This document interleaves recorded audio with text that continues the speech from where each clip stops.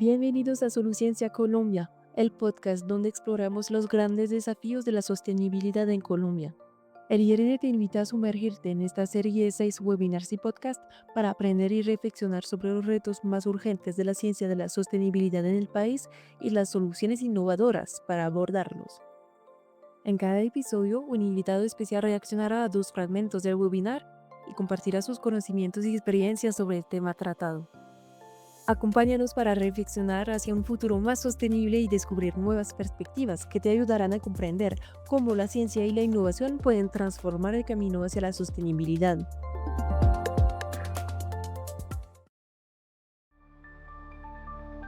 Iniciamos otro episodio más. Los recibimos en este episodio número 3 de Soluciencia Colombia. Mi nombre es Santiago Ortiz y los acompañaré a lo largo de este podcast organizado por el Instituto Francés de Investigación para el Desarrollo, el IRD.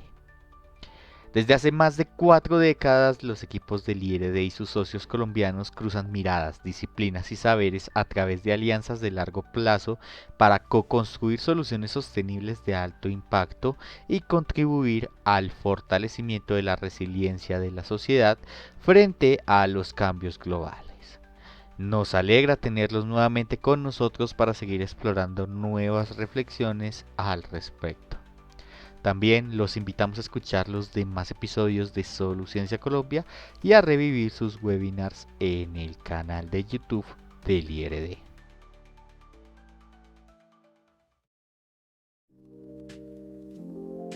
Con esta introducción, continuamos en este ciclo de capítulos con la tercera temática clave: ciencia e innovación frente a los riesgos naturales para ciudades sostenibles y comunidades resilientes. Entrando de lleno, hablamos con los panelistas de este webinar, quienes fueron Jean-Mathieu Noquet, sismólogo y director de investigación del IRD, Lina Dorado González, líder de gestión del riesgo de desastres de la Cruz Roja Colombiana, y Gloria Patricia Cortés, vulcanóloga y profesional especializada del Servicio Geológico Colombiano.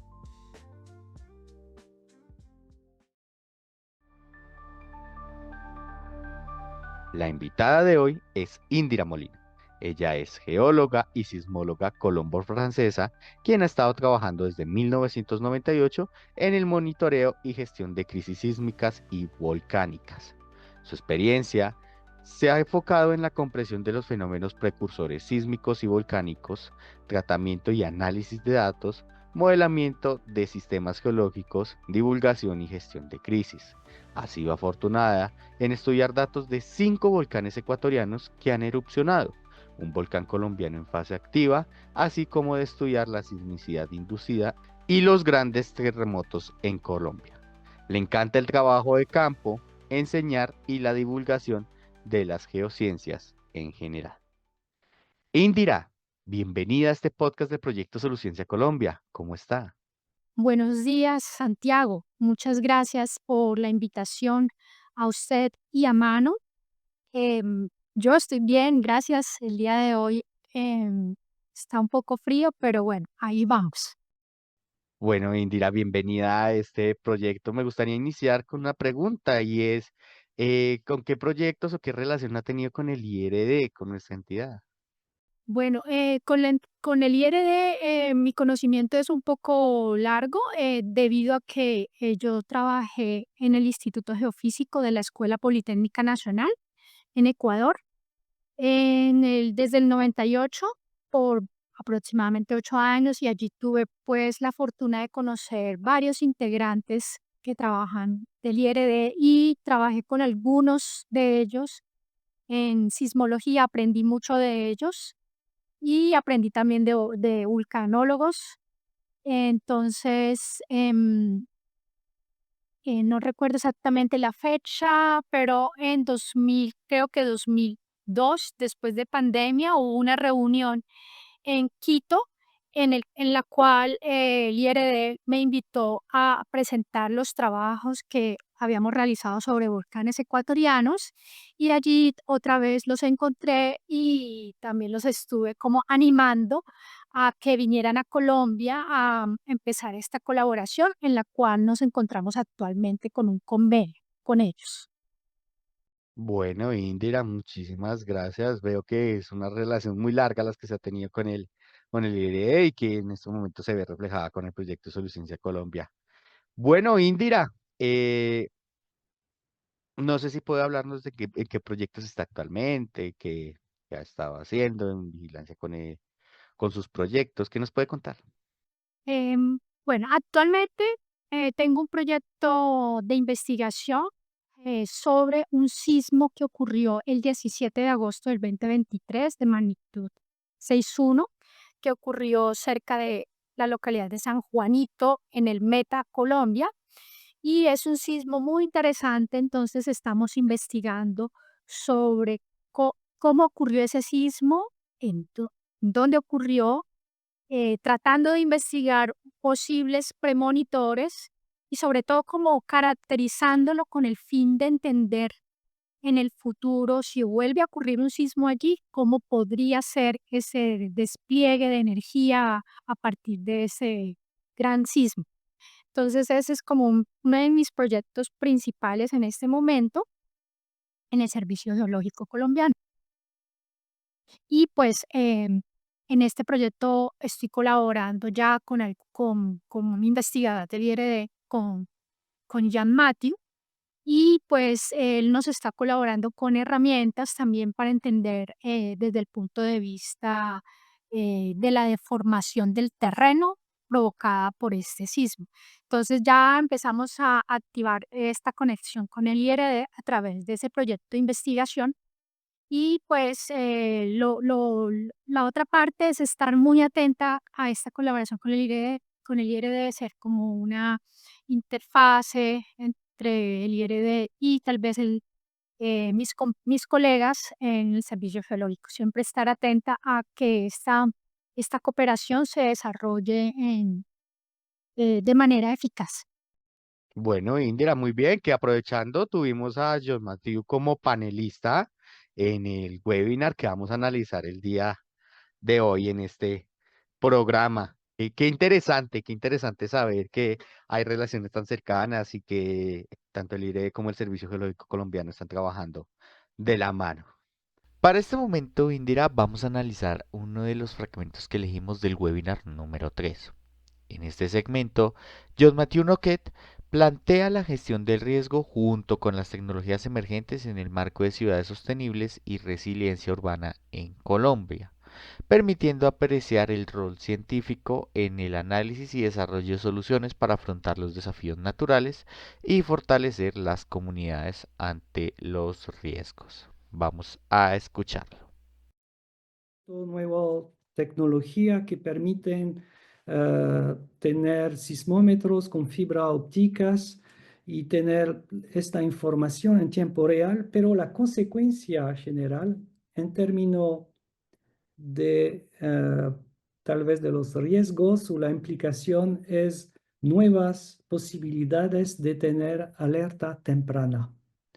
Y eso es un tema de investigación tan al nivel de la metodología, pero creo que en términos de la innovación, lo que debemos promover en el futuro es tener una integración mejor entre los desarrollos científicos, sobre todo los sistemas de alerta temprana, y tal vez ir en la dirección de ver cómo eso puede generar la alerta temprana comunitaria que Lina estaba mencionando, pero de entender la alerta temprana no solamente del punto de vista de la señal sísmica, pero de toda la cadena de información desde generar la alerta, transmitir la información y para que esta información sea simple y puede ser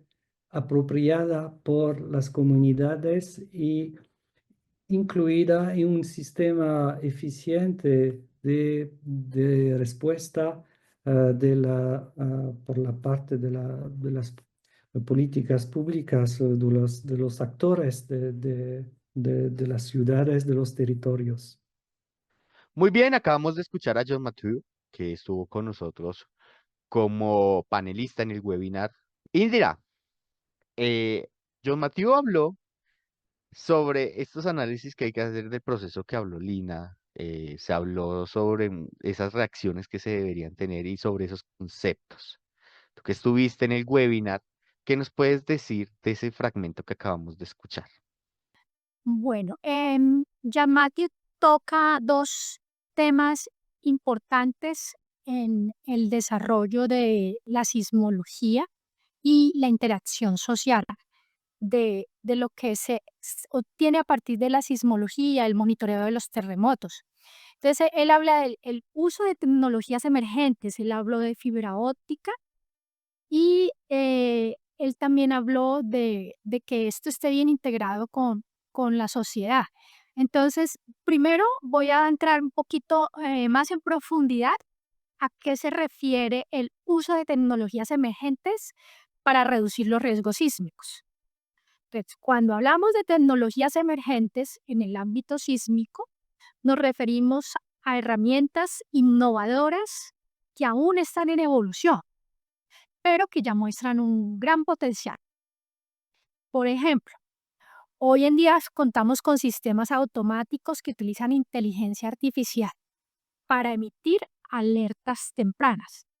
Entonces, ¿a qué se refiere alerta temprana? Alerta temprana se refiere a la emisión de una alerta, ya sea a través de celular, a través de comunicados a la población, a través del Internet. Esas alertas tempranas llegan unos segundos antes de que el sismo fuerte impacte esa región. Entonces, eso se logra que al uso de sensores sísmicos, una gran cantidad de sensores sísmicos desplegados en, en una región alrededor del sismo, y esos sensores sísmicos en general son de bajo costo.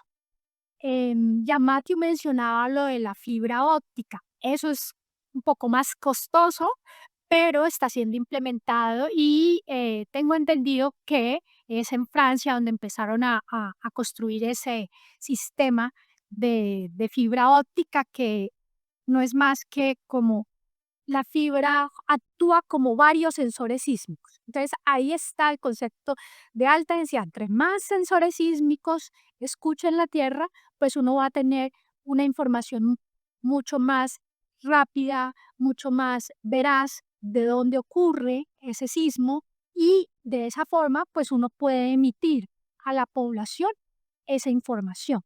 Entonces, ese uso de tecnologías emergentes para, entre comillas, reducir el riesgo. No se trata de que vamos a evitar los terremotos, eso no es posible, sino se trata de mitigar los efectos destructivos de los terremotos. Y esto implica tres aspectos claves. El primero es reducir la vulnerabilidad. Se refiere a construir normas sismoresistentes que, como lo dice ese término, construir edificaciones que resistan al paso de la onda sísmica, que se muevan y que no amplifiquen más esa fuerza con la que viene la onda de un terremoto fuerte. La otra es reducir la exposición, es decir, evitar ubicar viviendas o infraestructuras en zonas de alto riesgo. Y el otro punto al que se refería Giammatteo es aumentar la preparación de la población. ¿Y cómo se aumenta la población? Es a través de educación, ciertos simulacros y sistemas de alerta temprana. Entonces, las tecnologías emergentes son muy útiles, sobre todo en sectores industriales. ¿A qué se refiere eso? A que uno pueda activar mecanismos de seguridad automáticos a través de la alerta temprana. Por ejemplo, cerrar fábricas, em, hacer advertencias a los hospitales. Por ejemplo, un médico está operando, ¿cierto? Entonces, saber qué medidas tienen que tomar ellos dentro del hospital para continuar la operación o detenerla, detener trenes, cortar suministro de gas para evitar incendios. ¿M? Entonces, es importante mencionar que esos sistemas de alerta temprana son bien escasos en el mundo. Hay dos ejemplos muy importantes en el mundo. Uno es en México. Allí opera un sistema de alerta temprana y es uno de los pioneros a nivel mundial. Ese está diseñado para detectar sismos fuertes y cuando se detecta un sismo de gran magnitud, el sistema puede dar un aviso entre 20 y 60 segundos antes de que lleguen esas ondas destructivas por ejemplo, a Ciudad de México. Y esas alertas, entonces ustedes ven, ese tiempo de alerta temprana es escasos segundos. Y eso se va a llegar, pues, va a radio, televisión, sistemas de sirena o aplicaciones móviles celulares. El problema con ese tipo de alerta es que no cubre todo el país y los sismos muy cercanos a, pues las poblaciones que estén muy cerca del epicentro, pues van a tener menor aviso, o sea, menos tiempo de aviso. ¿M? Em, Hay otro sistema que sí es un poco más ejemplar en el mundo, por lo que tiene un mayor desarrollo y es el sistema de alerta temprana en Japón. Ese sistema cuenta con una gran densidad de sensores sísmicos. Él detecta las ondas P que vienen a partir del terremoto y en cuestión de segundos emite alertas tempranas, los trenes se paran, las fábricas se paran, las escuelas y las diferentes entidades están bien conectadas en ese sistema de alerta temprana en Japón, porque ellos, a diferencia del de México, el sistema de Japón, bueno, en México está más localizado los sensores, pero en el sistema en Japón, ellos lo tienen bien conectado a la comunidad, a las escuelas, y hay simulacros constantemente. Entonces, digamos que esos dos ejemplos en el mundo son muy buenos citarlos por este sencilla razón. Hay, em, ya Matthew no mencionó de pronto la existencia de satélites que ya detectan las deformaciones del terreno y están conectados al monitoreo de los terremotos. Entonces, todo eso mejora la alerta temprana, la detección y la transmisión de la información. Pero es muy importante tener en cuenta que esos sistemas de alerta temprana que también a la base son ayudados por sistemas de inteligencia artificial. Es importante tener en cuenta que eso no va a reemplazar el juicio humano. Por muy sofisticado que sea un sistema, no podemos dejar las decisiones críticas exclusivamente en manos de un algoritmo. Necesitamos sistemas mixtos que combinen tanto la inteligencia artificial como la decisión humana.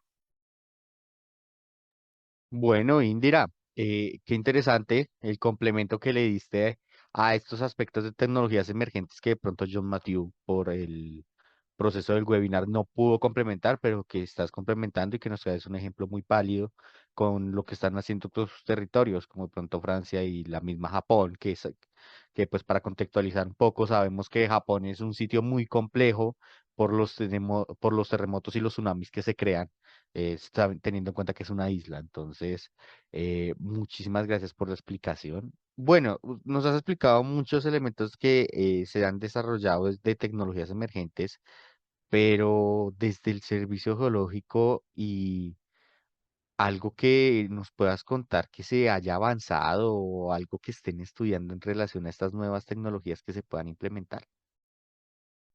Sí, por supuesto.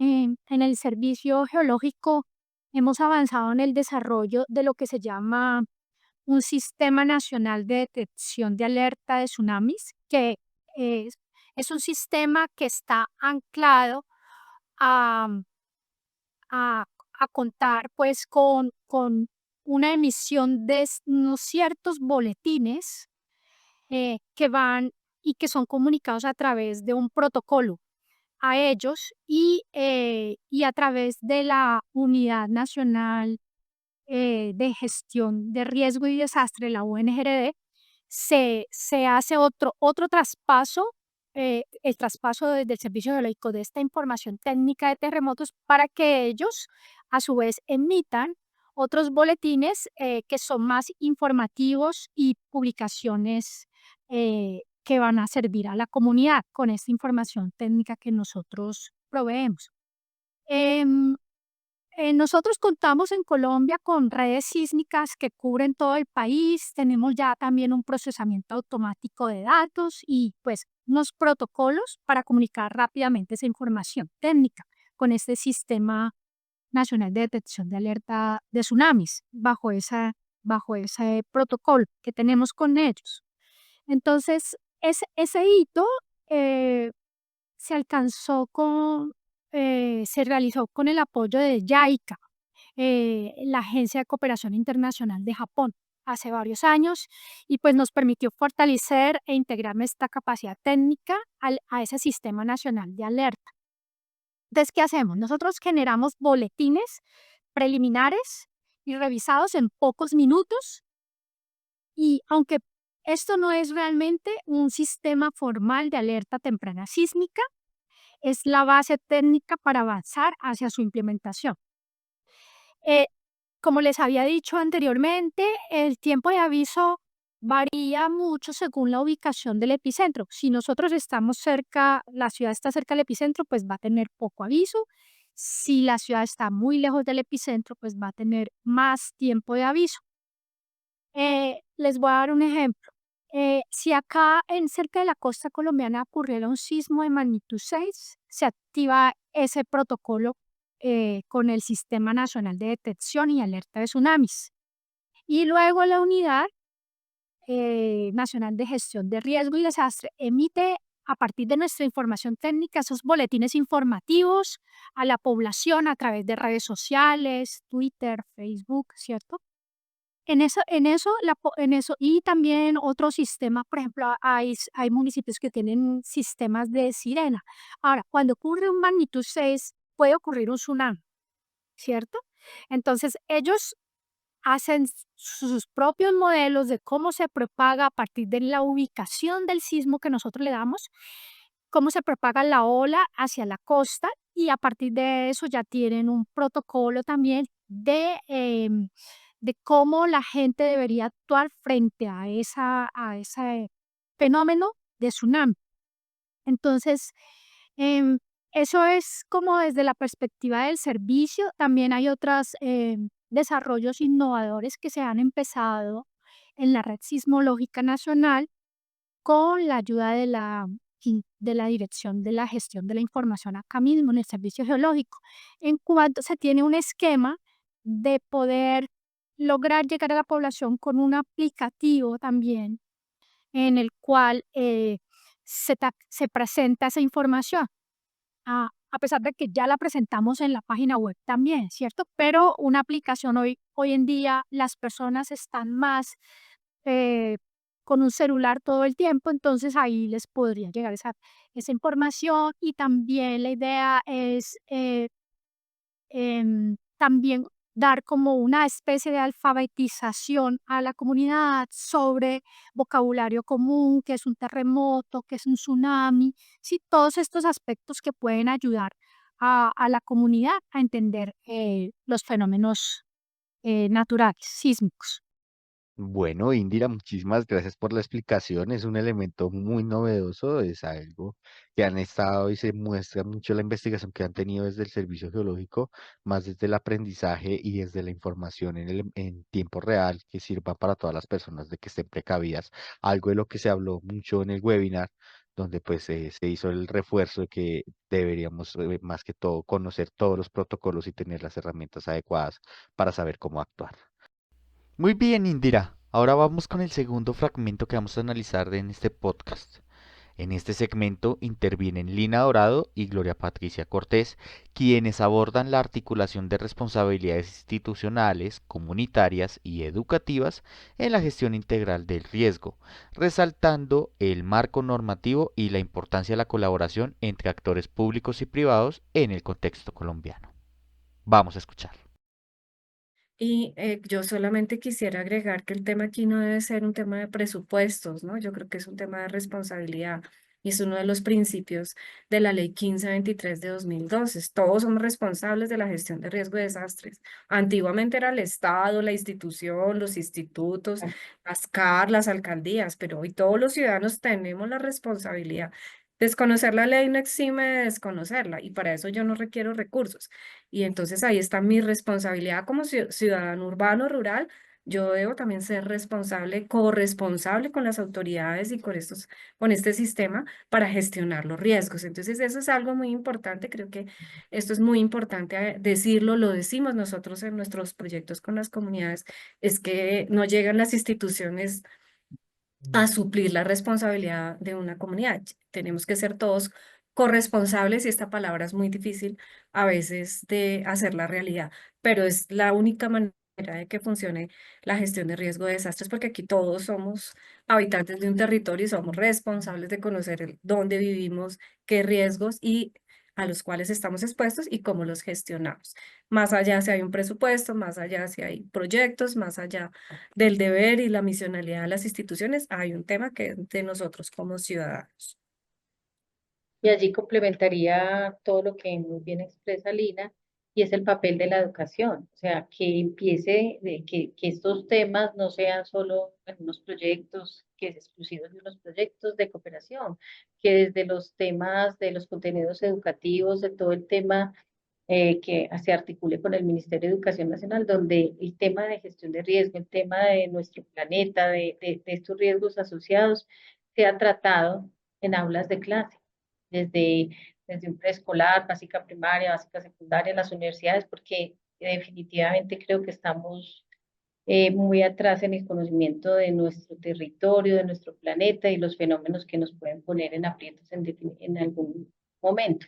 Entonces, sabemos que esto se ha dicho mucho, ¿cierto? De los temas, sabemos que hay propuestas, iniciativas, pero yo creo que hace falta que esté de una manera más contundente y que desde los niños aprendamos lo básico sobre el conocimiento de nuestro territorio y a medida que se permita enfatizar en ciertos fenómenos que puedan ser más típicos, por ejemplo, si es en la zona andina o en las zonas costeras. Entonces sí creo que también algo importante es que este tema sea tratado y esté a la orden del día en primera línea en los temas de educativos. Bueno, muy bien, acabamos de escuchar este segundo fragmento un poquito concreto, un poquito de pronto reflexivo sobre el papel que tenemos como ciudadanos y como habitantes de un territorio acerca de los movimientos de la educación que debemos tener de nuestra tierra y de los elementos que nos hacen estar atentos a los protocolos de, pues, de evacuación o de cuidado acerca cuando vengan estas anormalidades. Escuchamos a Lina y escuchamos a Gloria. Lina, un poquito con la responsabilidad que nosotros deberíamos tener a la hora mm, de conocer nuestra tierra y de conocer nuestro territorio. Y de Gloria acerca de la educación que se debería tener tanto en los colegios y en general sobre estos protocolos. Indira, ¿qué tienes por decir de este segundo fragmento que acabamos de escuchar?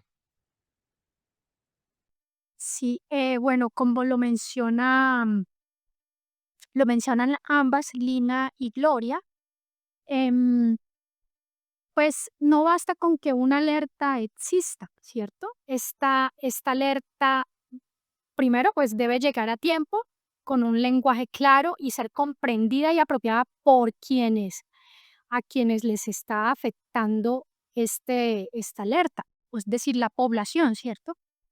Entonces, ellas hablan de la interacción con la comunidad.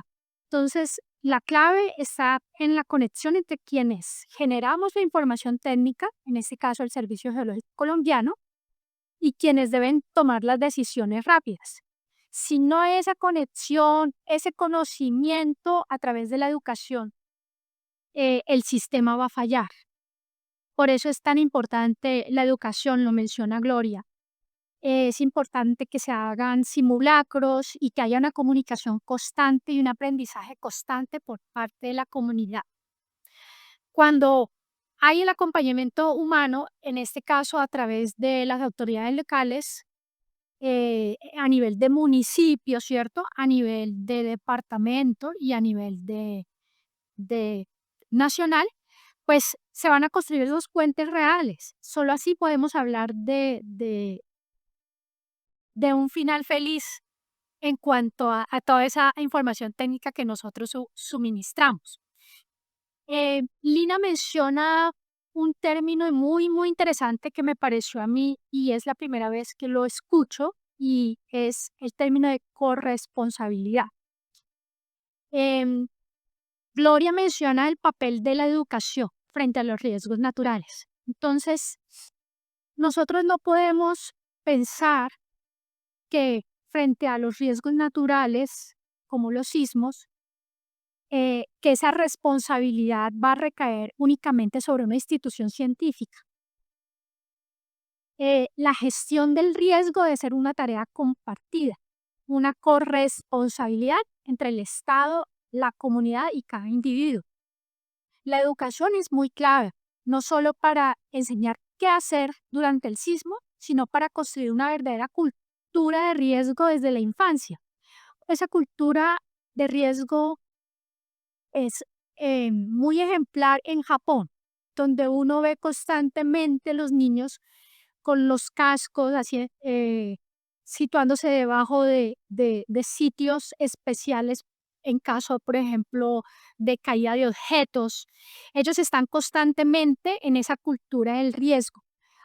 Acá en Colombia, pues esa cultura de riesgo se está enseñando. Ya hay simulacros en colegios, ¿cierto?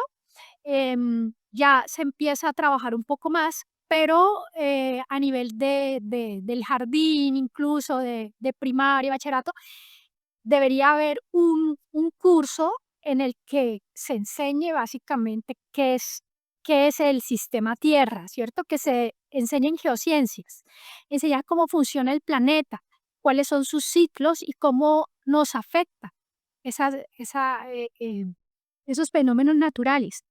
Incluso cómo actuar ante esos fenómenos, que esto no sea como algo que es esporádico y que la gente va a olvidar, pero que sea algo que es un compromiso en la enseñanza.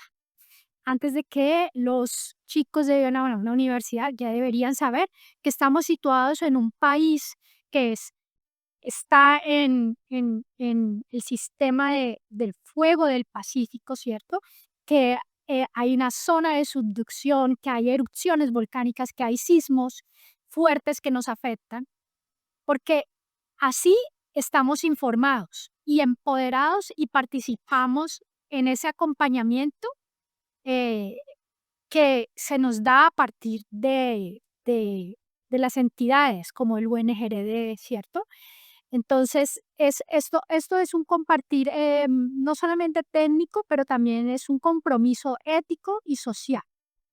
Entonces, vale la pena recalcar que en Colombia tenemos una ley, la ley 1523, que deja muy claro esto. Entonces, esta ley habla sobre conocer el riesgo y para conocer el riesgo, pues es caracterizar los escenarios frente a un sismo, monitorearlo, ¿cierto? Evaluar las amenazas, evaluar qué tan fuerte es ese sismo, evaluar también las vulnerabilidades, es decir, si yo habito en esta zona y estoy a esta distancia, por ejemplo, de este fenómeno natural, ¿qué me puede pasar, cierto?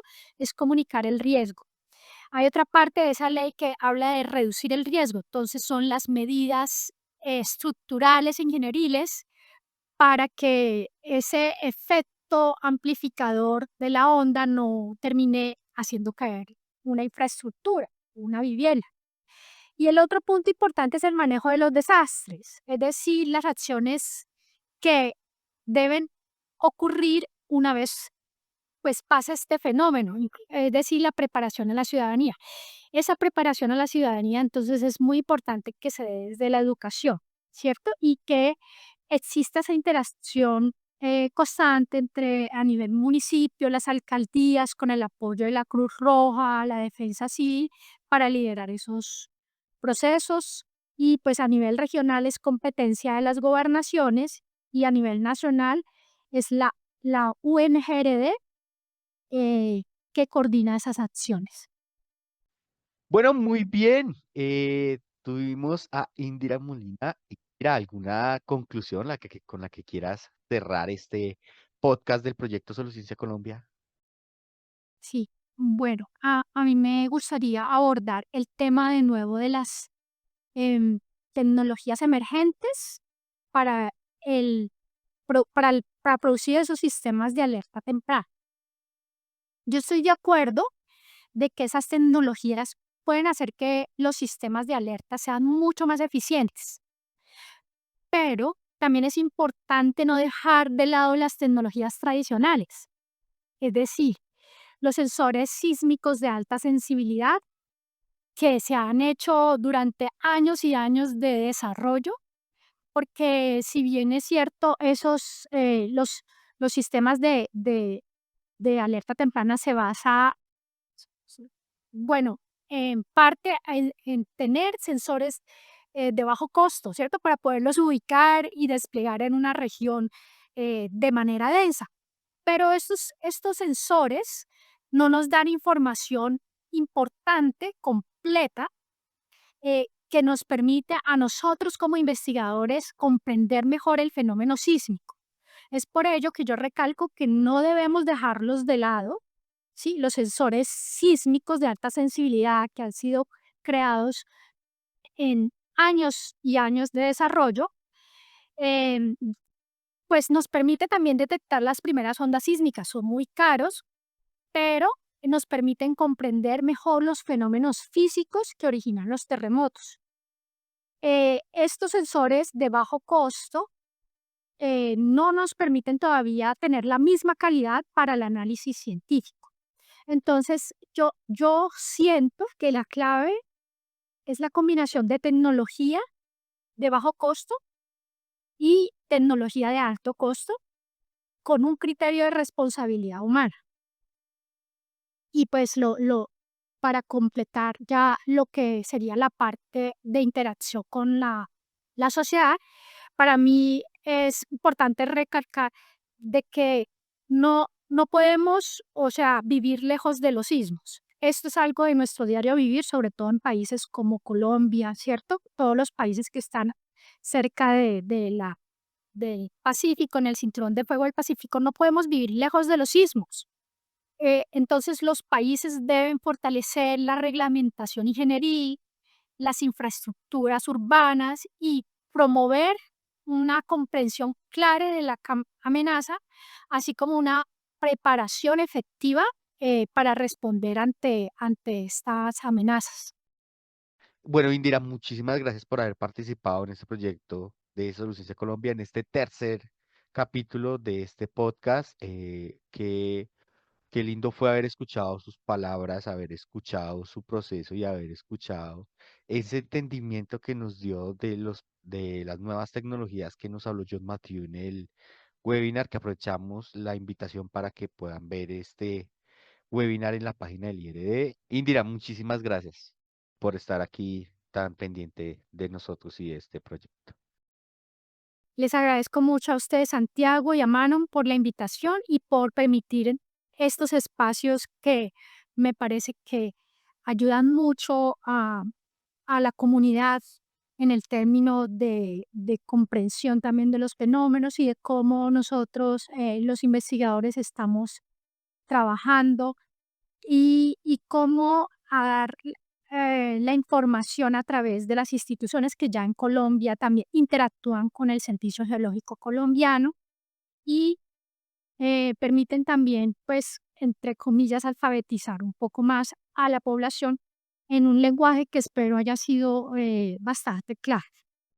Para concluir, queremos agradecerles sinceramente por habernos escuchado en este tercer episodio de nuestro podcast Soluciencia Colombia. Recuerden que el webinar estará disponible en nuestro canal de YouTube para que puedan revisarlo en cualquier momento. Les invitamos a seguirnos para estar al tanto de los próximos webinares del ciclo Soluciencia Colombia. Recuerden seguirlos en nuestras redes sociales y en nuestra página de Facebook, IRD en América Latina, nuestra página de Instagram, @IRD_Piso Ecuador Colombia, nuestro canal de YouTube, IRDFR_Piso IRD, y nuestro canal de Spotify. Además, contamos con una página web dedicada a Soluciencia Colombia, donde podrán encontrar poco a poco todos los replays de los webinares, los podcasts y el programa temático. Muchísimas gracias nuevamente y hasta la próxima.